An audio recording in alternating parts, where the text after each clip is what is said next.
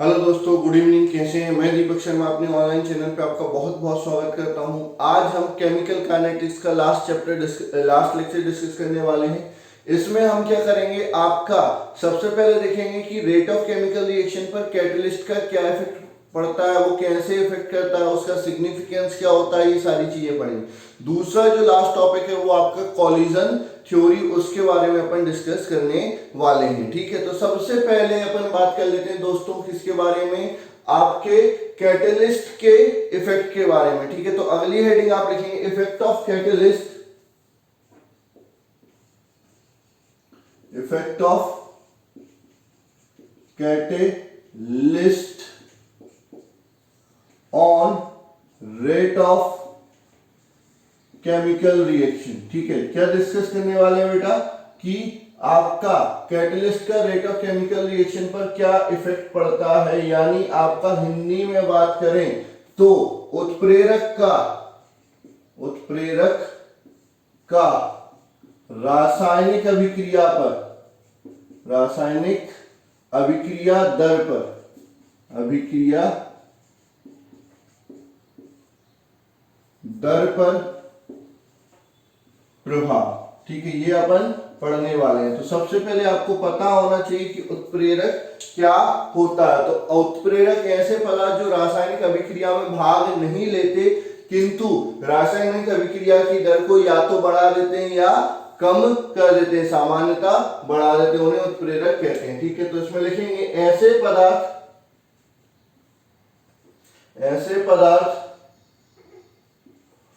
जो रासायनिक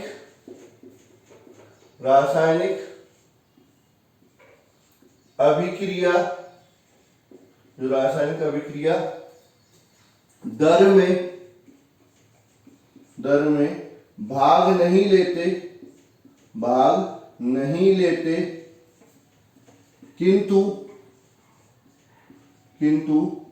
रासायनिक अभिक्रिया दर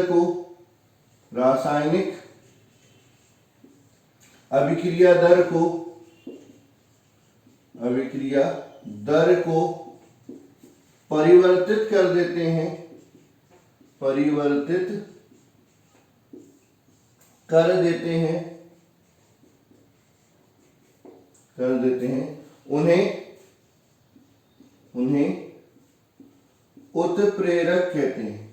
उन्हें उत्प्रेरक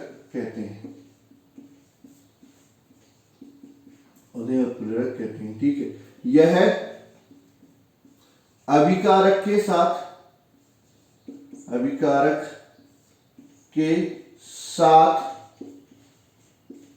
माध्यमिक यौगिक बनाते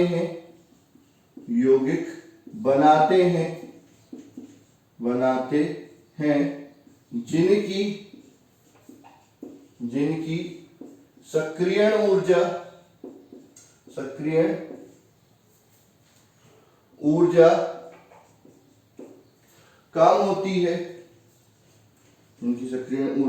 कम होती है,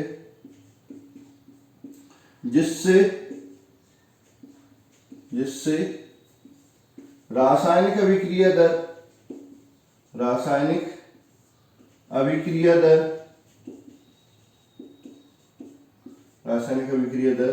बढ़ जाती है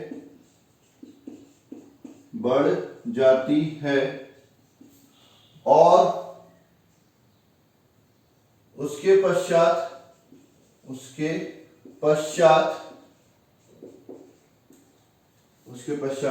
उत्पाद पृथक हो जाता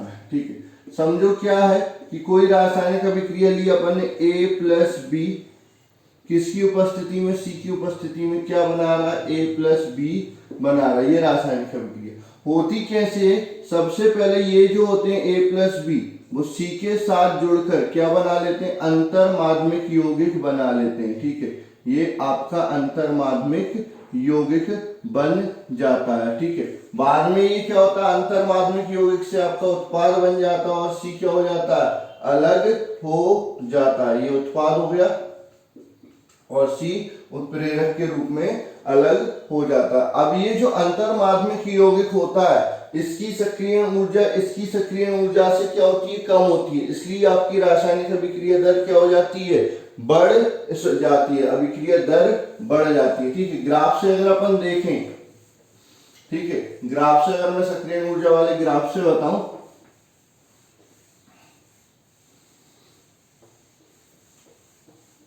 ठीक है, तो आप देखो ये ऐसा ग्राफ बनेगा,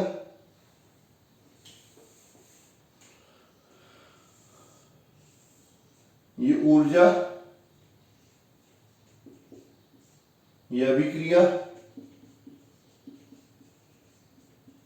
ठीक है, ये आपका अभिकारक की ऊर्जा, ये आपके उत्पाद की ऊर्जा, ठीक है, ये आपकी दहली ऊर्जा हो जाती है। ठीक है, जब आपका नॉर्मल उत्पादन हो, अंतर्माध्यमिक यौगिक बनता है तो ये ऊर्जा क्या हो जाती है, कम हो जाती है, किंतु अभिकारक और उत्पाद की ऊर्जा पर प्रभाव नहीं पड़ता। पहले सक्रिय ऊर्जा कितनी थी, इतनी थी, EA1, अब सक्रिय ऊर्जा कितनी हो गई, इतनी हो गई, EA2। ठीक है, सामान्य अभिक्रिया, सामान्य अभिक्रिया,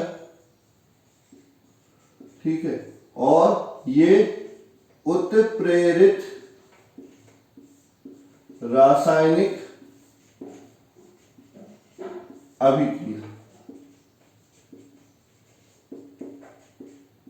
ठीक है। अब अपन बात करते हैं सिग्निफिकेंस ऑफ कैटलिस्ट, यानी उत्प्रेरक का महत्व।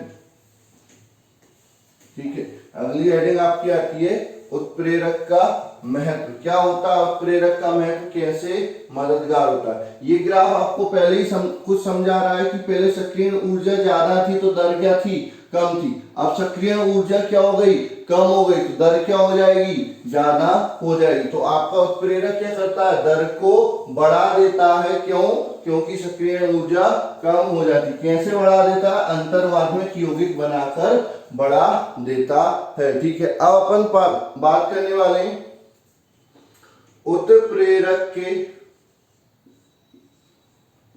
महत्व। पहला, यह रासायनिक अभिक्रिया दर को बढ़ा देता है, बढ़ा देता है। ठीक है, अल्प मात्रा में उत्प्रेरक संपूर्ण अभिक्रिया की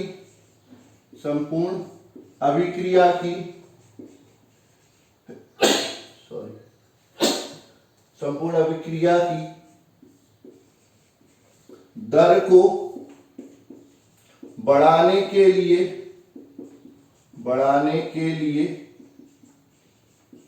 पर्याप्त होता है।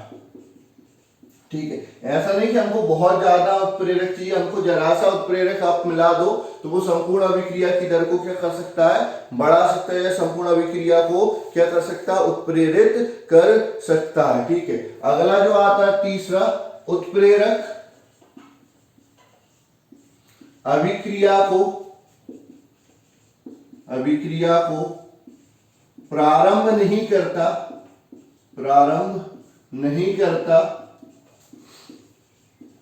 करता, यह केवल अभिक्रिया की दर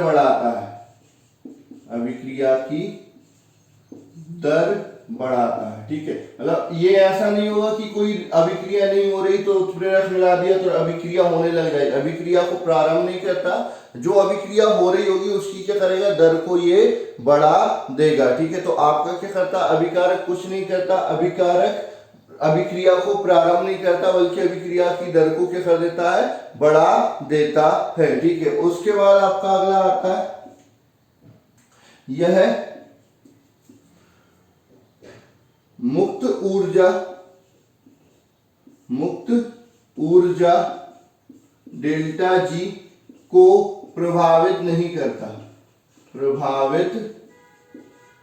नहीं करता। ठीक है, उसके बाद फिफ्थ आपका आएगा, यह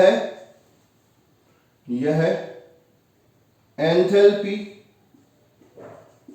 एंथैल्पी डेल्टा एच को प्रभावित नहीं करता। देखो यहां पर भी आपका साफ साफ दिख रहा है कि इससे सक्रियण ऊर्जा तो प्रभावित हुई है, लेकिन अभिकारक और उत्पाद की ऊर्जा पर कोई परिवर्तन नहीं हुआ है। तो आपका जो डेल्टा एच होगा और डेल्टा जी होगा उस पर कोई प्रभाव नहीं पड़ेगा। तो ये आपका जो मुक्त ऊर्जा पर कोई प्रभाव नहीं डालता, और आपका जो एंथैल्पी में जो परिवर्तन होता है उस पर भी कोई प्रभाव नहीं डालता। ठीक है, उसके बाद आपका क्या होता है, कोई भी उत्प्रेरक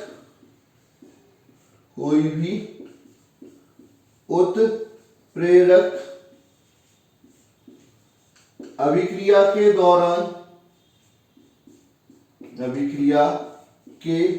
दौरान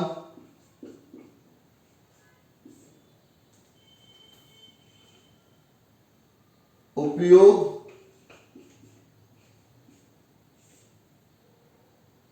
या समाप्त नहीं होता। ठीक है, वो जैसा है वैसा आपको वापस से मिल जाता है। ठीक है, तो ये हो गया उत्प्रेरक के महत्व। ठीक है, अब अपन बात कर रहे हैं किसकी, रासायनिक अभिक्रिया की संगठिका सिद्धांत। ठीक है, रासायनिक अभिक्रिया का संगठिका सिद्धांत। ठीक है, तो अपन उसके बारे में पढ़ लेते हैं कि वही संगठित सिद्धांत होता क्या है, कैसे काम करता है, ये सारी चीजें अपन देख लेते हैं। ठीक है,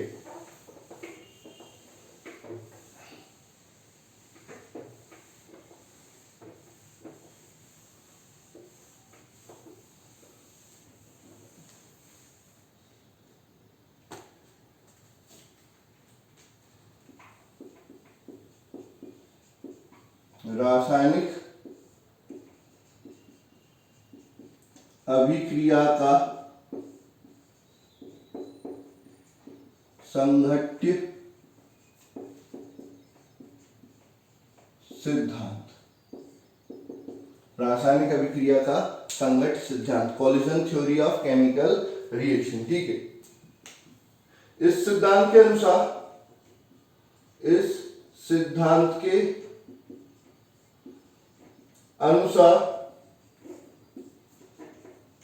जब अभिकारक के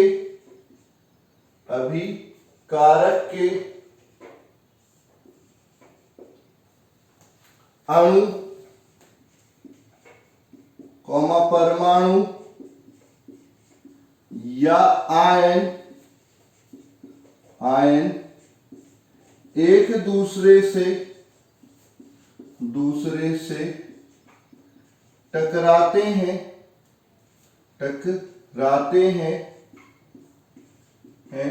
तो उनके संघट्य के कारण उत्पाद का निर्माण होता है, किंतु वह संघट्य प्रभावी संघट्य होना चाहिए। ठीक है, क्या बोलता है ये सिद्धांत, बोल रहा है कि आपका क्या होता है कि कोई अभिकारक उत्पाद में कब परिवर्तित होता है, जब अभिकारक के अणु परमाणु आयन एक दूसरे से टकराते हैं। और कैसे टकराते हैं, प्रभावी रूप से टकराते हैं। तो आपका क्या हो जाता है, वो अभिकारक किस में परिवर्तित हो जाते हैं, उत्पाद में परिवर्तित हो जाते हैं। ठीक है, वो आपके कैसे टकराने चाहिए, प्रभावी रूप से टकराने चाहिए। ठीक है, इसमें आपका आता है संघट्य आवृत्ति।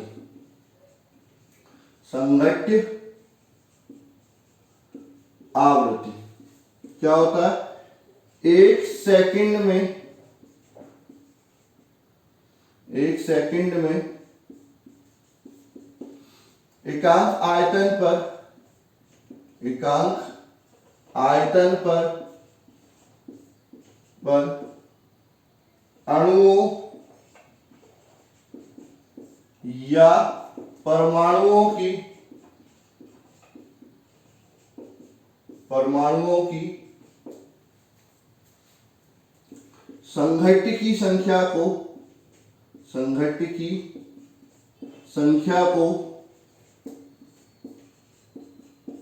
संघट्ट आवृत्ति कहते हैं।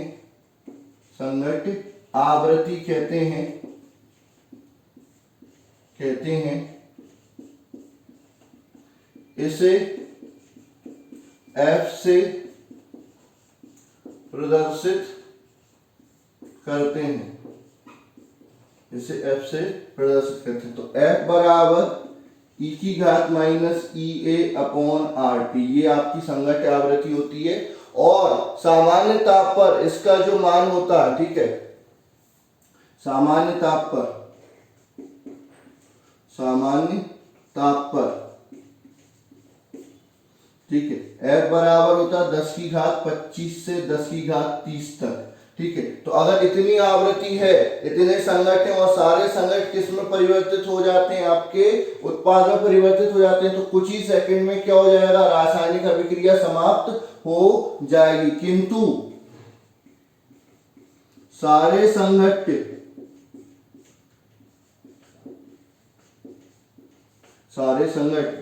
उत्पाद में परिवर्तित नहीं होते, केवल प्रभावी संघट्ट ही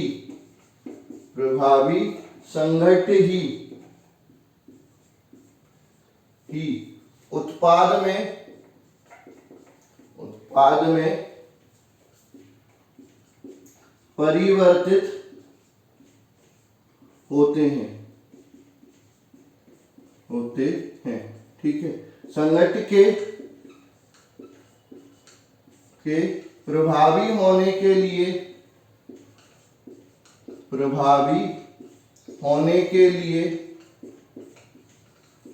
लिए दो कारक उत्तरदायी होते हैं। पहला,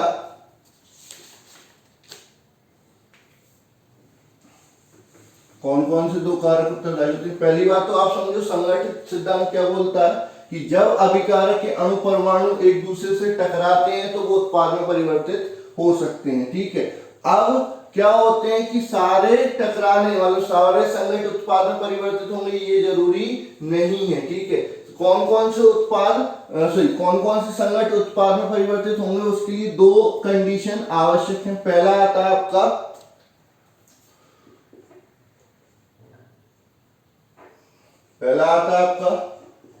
ऊर्जा घटक। ठीक है, प्रभावी संघट्ट के लिए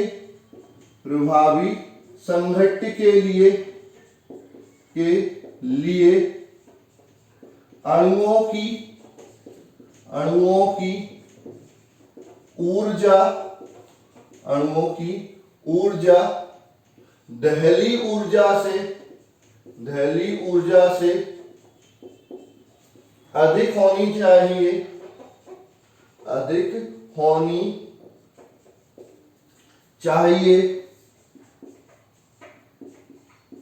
जिन अभिकारक की ऊर्जा दहली ऊर्जा से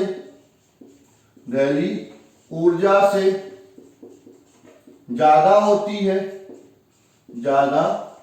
है,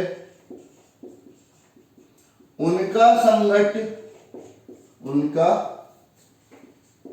संघट्ट उत्पाद में परिवर्तित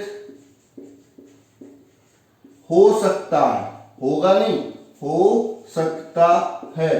तो आपका कि अब प्रभावी संगठन की जो संख्या होगी वो आपकी क्या हो जाएगी, रेट यानी दर क्या हो जाएगी, बराबर z गुणित, z क्या है आपका, ये वो फ्रैक्शन है या वो भिन्न है जिसमें कुल संख्या का या कुल संगठनों की संख्या में से कितने संगठनों की संख्या धैर्य ऊर्जा से ज्यादा होती है। तो z गुणित e की घात माइनस EA अपॉन RT। तो ये कुल आपकी क्या थी, संगठ्य आवृत्ति। इस आवृत्ति में से कितने संगठ्य आपके क्या हो जाएंगे जिनकी ऊर्जा धैर्य ऊर्जा से ज्यादा होंगी, तो उसके लिए z का क्या कर दिया, गुणा कर दिया। ठीक है, अब भी ये प्रभावी हो सकते हैं, होंगे नहीं। ठीक है, दूसरा जो फैक्टर होगा एक उपयुक्त दिशा, उपयुक्त दिशा। ठीक है, तो संगठन के प्रभावी होने के लिए, प्रभावी होने के लिए उसकी दिशा भी अनुरूप होनी चाहिए, अनुरूप होनी चाहिए। मतलब एक निश्चित डायरेक्शन में उनका क्या होना चाहिए, कोलिजन होना चाहिए। अगर किसी भी डायरेक्शन में कोलिजन हो रहा है तो उत्पाद परिवर्तित नहीं होगा, उत्पाद नहीं बढ़ेगा। जैसे आपका NO2 लेता हूं, समझना, दो NO2 का मॉलिक्यूल ले लिया, तो एक ये N, ये आपका O, ये आपका O, ये NO2।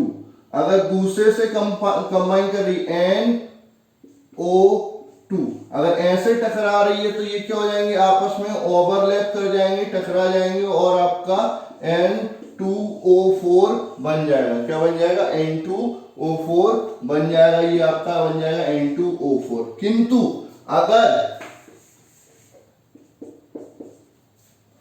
ठीक है, किंतु अगर इनका प्रॉपर ओरिएंटेशन नहीं होता है, ठीक है, मान के चलो ये आपका NO2 आया और ये आपका ONO, ऐसे टकराया, भले ही इनकी ऊर्जा क्या हो जाए, आपकी दहली ऊर्जा से ज्यादा हो जाए, आपका प्रोडक्ट नहीं बनेगा, उत्पाद नहीं बनेगा। तो आपका जो संगठन होता है वो प्रभावी दो कारणों पर होता है। पहला, उसकी जो ऊर्जा होती है, संगठन की जो ऊर्जा होगी वो दहली ऊर्जा से क्या होनी चाहिए, ज्यादा होनी चाहिए। और दूसरा, उनका जो संगठन की जो दिशा होती है, ओरिएंटेशन होता है, वो एक निश्चित दिशा में होना चाहिए, तभी जाके वो उत्पाद में परिवर्तित होगा। तो अब ठीक है, इसको हटा दूं।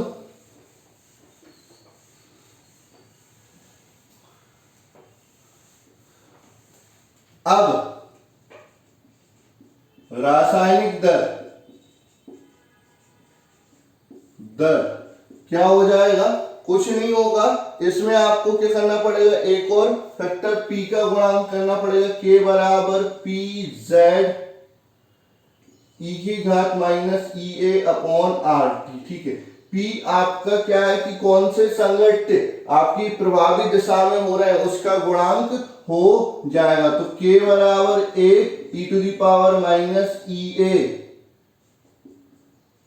e to the power minus EA upon RT। ये आपका संगठन सिद्धांत से अरेनियस समीकरण का क्या कर दिया, अपन ने सत्यापन कर दिया। ठीक है, तो ये संगठन सिद्धांत हो गया। उसके बाद इसकी सीमाएं आपसे पूछी जाती हैं। तो इसकी सीमाएं क्या होती हैं, सीमाएं केवल एक सीमा है, यह सभी प्रकार की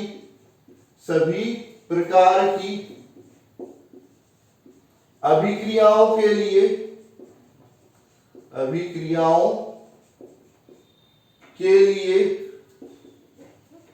लागू नहीं